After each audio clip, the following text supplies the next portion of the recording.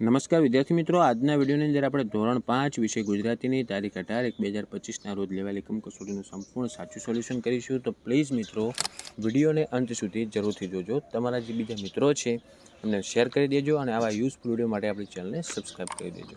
Okay મિત્રો, જુઓ પહેલો પ્રશ્ન છે જેમાં આપણે ફકરાની અંદરથી જવાબ ગોતીને લખવાના હતા.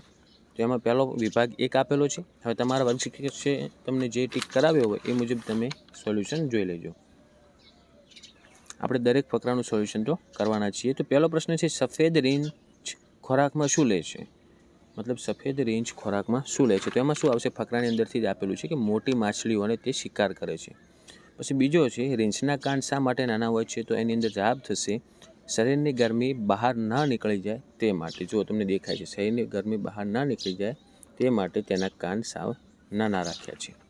પછી ત્રીજો પ્રશ્ન છે, રીંછને તરવામાં કુશળ રહેવું હોવું શા માટે જરૂરી છે? કારણ કે રીંછ શું કરે, ક્યાં રહે છે? પહેલાં તો કે દરિયાના ઠંડા પાણીમાં તરતી હિમશિલા પર રહે છે, તે માટે તેનું તરવું કુશળ હોવું જરૂરી છે. ઓકે. ચોથો પ્રશ્ન, સફેદ રીંછ જોવા ક્યાં જવું પડશે? તો એમાં જવાબ આવશે મિત્રો ધ્રુવ પ્રદેશમાં. હવે પાંચમો પ્રશ્ન જોઈશું કે શિકારીઓ સફેદ રીંછનો શિકાર શા માટે કરતા હોય છે? તો જુઓ છેલ્લી લાઈન તમે ફકરાની કે શિકારીઓ તેની ચામડી માટે તેનો શિકાર કરે છે. હવે ફકરો 2 આપેલો છે, એની અંદર ડાયરેક્ટ હું તમને એનો જવાબ કહી દઉં. પહેલો પ્રશ્ન છે, જગદીશચંદ્ર શું કાર્ય કરતા હતા? તો ભારતના તે મોટા વૈજ્ઞાનિક હતા. બીજો પ્રશ્ન, જગદીશચંદ્રે કઈ બાબતની શોધ કરી? તો એમણે વનસ્પતિમાં પણ જીવ છે તે બાબતની શોધ કરી હતી. ત્રીજો પ્રશ્ન, જગદીશચંદ્રએ કઈ બાબતનો દાવો કર્યો હતો? તો એમનું માનવું એવું હતું કે માનવીની જેમ ઝાડને પણ જો વિષ આપીએ તો તે પણ મરી જાય. ઓકે.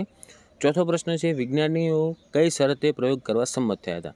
તો વૈજ્ઞાનિકો ઝાડને વિષ આપવા માટે સંમત થયા હતા. પાંચમો પ્રશ્ન, આ બધા જ પ્રશ્નના જવાબ ફકરાની અંદર જ હતા. પાંચમો પ્રશ્ન કે વિષની ઝાડ પર શા માટે કોઈ અસર ન થઈ? કારણ કે એ વિષની જગ્યાએ સાકરની ટીકડી હતી. ઓકે, વિષ હતું નહીં, તે માટે ઝાડ ઉપર કંઈ અસર થઈ ન હતી. હવે ત્રીજો ફકરો, જેનો પહેલો પ્રશ્ન છે કે રાહુલ કેમ લઘુતા ગ્રંથિથી પીડાતો હતો? તો એનો જવાબ આવશે મિત્રો કે તે ભણવામાં સામાન્ય હતો, તેથી તે લઘુતા ગ્રંથિથી પીડાતો હતો. પછી બીજો પ્રશ્ન કે માતા પિતાના વર્તનની તેના પર કેવી અસર થઈ? તો માતા પિતા તેના ભણવામાં ઓછા માર્ક્સ આવા હોવા છતાં પણ તેને સપોર્ટ કરતા. એટલે એનો જવાબ શું થશે? તેને વધારે મહેનત કરવાનું પ્રોત્સાહન મળ્યું. પછી ત્રીજો પ્રશ્ન, સૌ પ્રથમ રાહુલે ક્યાં સફળતા મેળવી? તો સૌ પ્રથમ રાહુલે ચેસની રમતમાં તાલુકા કક્ષાએ પ્રથમ આવ્યો ત્યાં સફળતા મેળવી. ચોથો પ્રશ્ન છે,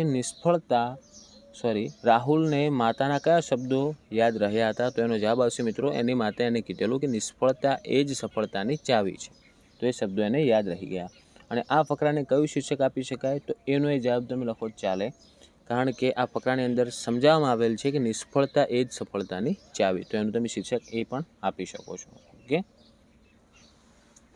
હવે બીજો આગળ આપણે જોઈશું ડાયરેક્ટ વિરોધી શબ્દ લખવાના છે. જેમ કે તમને ઉદાહરણ આપેલ છે, જુઓ રમેશે મોટી, તો મોટીની જગ્યાએ શું કર્યું? નાની કર્યું. કાળી બિલાડી તેની જગ્યાએ ધોળી બિલાડી કરી. બરાબર. તો જેટલા શક્ય થાય એટલા તમારે બનાવવાના હતા. દરેકના બનાવવું જોઈએ નહોતું, પણ તમને જેટલા આવડે ને એટલા બનાવવાના હતા. તો પહેલો પ્રશ્ન જુઓ આમાં કે ટેબલની નીચે ધોળી બિલાડી છે. તો જુઓ આમાં કયા કયા શબ્દનું બની શકે? એક તો નીચે. નીચે છે એનું શું થાય? ઉપર થઈ જાય. ધોળી છે એનું શું થાય? કાળી થઈ જાય. તો આપણે બસ પછી વાક્ય લખી નાખવાનું, ટેબલની નીચેની જગ્યાએ આવશે ઉપર, તો ટેબલની ઉપર ધોળી છે ત્યાં આવશે કાળી, તો ટેબલની ઉપર કાળી બિલાડી છે. એવી જ રીતનો બીજો પ્રશ્ન કે નબળા વિદ્યાર્થીઓ. હવે જુઓ નબળા, તો એનું વિરોધાર્થી શું થાય? સારા. વિદ્યાર્થીઓ, તો એનું વિરોધાર્થી શું થઈ જાય? વિદ્યાર્થિનીઓ. ઓકે. તો નબળાની જગ્યાએ સારા વિદ્યાર્થીઓ, સારી વિદ્યાર્થીઓ અથવા વિદ્યાર્થિનીઓ શાળામાં. અનિયમિત છે એની જગ્યાએ લખવાનું આપણે નિયમિત, અને ગેરહાજર છે ત્યાં લખી નાખવાનું હાજર. પછી વાક્ય બનાવી નાખવાનું. તો વાક્ય શું બનશે? સારી વિદ્યાર્થિનીઓ શાળામાં નિયમિત હાજર રહે છે. ત્રીજો પ્રશ્ન, દુકાળના વર્ષોમાં. હવે દુકાળનું વિરોધાર્થી થાય સુકાળ. ઓકે. ઘણા ખેડૂત, તો ઘણા ખેડૂતની જગ્યાએ થશે ઓછા ખેડૂત. પછી નબળી, જુઓ ઘણા ખેડૂતની સ્થિતિ કેવી હોય છે? નબળી હોય છે. તો નબળીનું થશે સારી હોય છે. તો દુકાળના જગ્યાએ આપણે શું લખશું? હવે સુકાળના વર્ષોમાં ઓછા ખેડૂતની સ્થિતિ સારી હોય છે. આ રીતનું વાક્યનું બને. ચોથો પ્રશ્ન, દિવાળી પહેલાં, તો પહેલાં છે તો એનું શું થઈ જાય? પછી.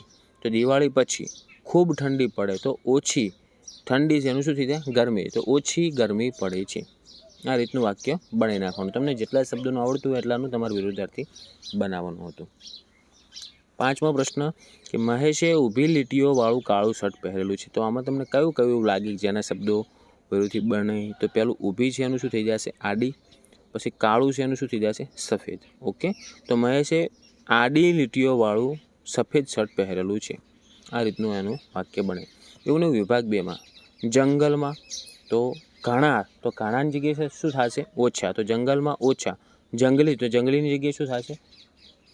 પાલતુ, જે આપણે પાળી શકીએ. તો જંગલમાં ઓછા પાલતુ પ્રાણીઓ રહે છે. પછી બીજું નિયમિત, તો એનું શું થઈ જાય? અનિયમિત. તો અનિયમિત આવવું એ આપણી ફરજ છે. ઓકે. પછી ત્રીજો છે આપણે શત્રુને, શત્રુને શું થાય? શત્રુ એટલે તમારો દુશ્મન થાય. શત્રુની જગ્યાએ શું લખવાનું? મિત્ર. તો આપણે મિત્રને પ્રેમ, પ્રેમની જગ્યાએ શું થાય? નફરત. તો આપણે મિત્રને નફરત કરવો જોઈએ. જે શબ્દ દેખાય એનું વિરોધાર્થી જ બનાવવાનો છે. ચોથો પ્રશ્ન, નિર્મલ ઓછો આળસુ છોકરો છે. તો નિર્મલ ઓછોની જગ્યાએ શું થશે? વધારે. તો નિર્મલ ખૂબ લખો તોય ચાલે. નિર્મલ ખૂબ જ આળસુ, તો આળસુની જગ્યાએ શું લખાય? ચપ્પળ લખી શકાય. ઓકે, ચપ્પળ. છોકરો છે એની જગ્યાએ શું લખાય? છોકરી છે. પાંચમો, ટ્રાફિકના નિયમ, તો ટ્રાફિકના નિયમ તોડનાર, તો આપણે એની જગ્યાએ શું લખવાનું? ન તોડનાર. ટ્રાફિકના નિયમ ન તોડનાર વ્યક્તિ દેશનું અહિત છે એની જગ્યાએ શું આવશે? હિત. ઓકે, તો ટ્રાફિકના નિયમ ન તોડનાર વ્યક્તિ દેશનું હિત કરે છે. એવી રીતના વિભાગ 3માં બનાવવાના છે કે થોડું મીઠું ખાવું સ્વાસ્થ્ય માટે લાભદાયક છે. તો થોડું જગ્યાએ શું લખવાનું? વધારે. મીઠું તો કડવું. વધારે કડવું ખાવું સ્વાસ્થ્ય માટે અલાભદાયક છે અથવા ગેરલાભદાયક છે. તમે જે લખી શકો. બીજો પ્રશ્ન, થોડા દિવસ કુટુંબમાં શાંતિ રહે. થોડાની જગ્યાએ આવશે વધારે. વધારે દિવસ કુટુંબમાં શાંતિની જગ્યાએ થઈ જશે અશાંતિ રહે. વધારે દિવસ કુટુંબમાં અશાંતિ રહે. ત્રીજો, હેતલના ઘરનો મોટો દરવાજો બંધ છે. તો હેતલના ઘરનો નાનો દરવાજો ખુલ્લો છે. બંધની જગ્યાએ શું લખવાનું? ખુલ્લો છે. મતલબ કોઈ બી વાક્યમાં તમારે 2 શબ્દ તો વિરોધાર્થી મળી જ જશે. ચોથો છે અમે સાંજે ઊંચા, તો અમે સાંજેની જગ્યાએ લખવાનું સવારે. ઊંચા છે એની જગ્યાએ લખવાનું નીચા. તો અમે સવારે નીચા ઝાડ અને નાની ટેકરીઓ તો મોટી ટેકરીઓ જોઈ. આમાં તો ઘણા બધા તમને મળી ગયા. અને છેલ્લો જોઈએ 5મો કે છોકરાને, તો છોકરીને થતું કે ચંદ્ર રાજી, તો ચંદ્ર ક રાજી લખાય અથવા અરાજી અથવા ઉદાસ લખાય હોય ત્યારે વધે. વધેની જગ્યાએ શું લખાય? ઘટે. બરોબર. હવે જો તમને ખાલી જગ્યા આપેલ હતી એમાં તમારે ઓ, અરે રે અથવા વાહ આ 3 શબ્દો મૂકવાના હતા. તો તમારે છેલ્લા વાક્ય, પાછળના વાક્ય તમારે વાંચવાના. પહેલું વાક્ય શું છે? જો તમને વાગ્યું તો એમાં શું આવશે? ઓ, તમને વાગ્યું. બીજો છે એમાં આવશે વાહ, ખરેખર તે શિક્ષકને ભણાવવાની રીત. એટલે ત્રીજામાં આવશે અરે રે. ચોથામાં આવશે અહીં. 5મામાં આવશે વાહ. વિભાગ 2માં પહેલામાં આવશે વાહ, બીજામાં આવશે અરે રે, ત્રીજામાં આવશે ઓ, ચોથામાં આવશે વાહ અને 5મામાં પણ આવશે વાહ. ઓકે, તો મિત્રો આ હતું આપણું ધોરણ 5નું આજની એકમ કસોટીનું સોલ્યુશન. તો આશા રાખું છું મિત્રો વિડીયો તમને ખૂબ જ ઉપયોગી બન્યો હશે. તો વિડીયોને તરત લાઇક કરી દો. આવા યુઝફુલ વિડીયો માટે આપણી ચેનલને સબસ્ક્રાઈબ કરી દો. અને તમારા જેટલા પણ મિત્રો છે ધોરણ 5માં ભણે છે એમને જલ્દીથી જલ્દી શેર કરી દો. તમારે કેટલા માર્ક્સ આવશે એ પણ તમે મને કોમેન્ટ કરજો. ઓકે, હવે મળીશું આપણે નેક્સ્ટ વિડીયોમાં. Thank you so much for watching my videos. Thank you so much.